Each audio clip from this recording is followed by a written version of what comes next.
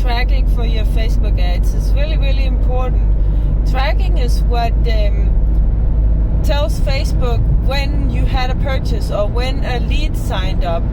And if you don't have that set up, then Facebook is going to continue to just look in the dark for who's going to purchase from you or who's going to become a lead. And when you get a purchase or you get a lead and it's not reporting back to Facebook that this is a purchase or this is a lead, so it's not getting any feedback, then it's not going to know that this is the right thing that it did. And then it's just going to continue to look in the dark for more purchases and leads. It's like putting a rat in a maze and not putting cheese at the end of the maze. It's not going to know which way to go.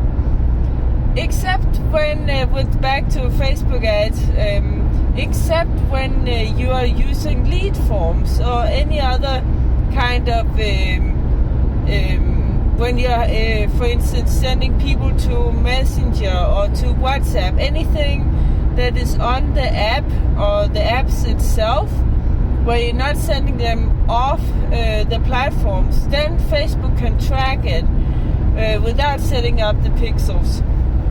But when you're sending people off the platforms, off Facebook, off Instagram, off WhatsApp, because Facebook, or it's called Meta, is they own Instagram and WhatsApp and Messenger.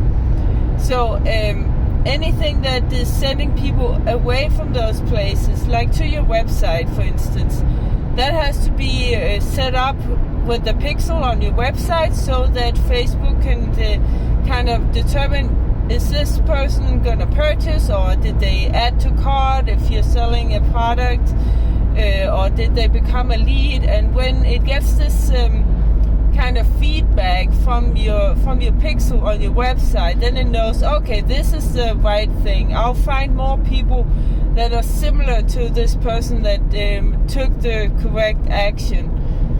So hope it helps. Comment below if you have any questions and follow for more.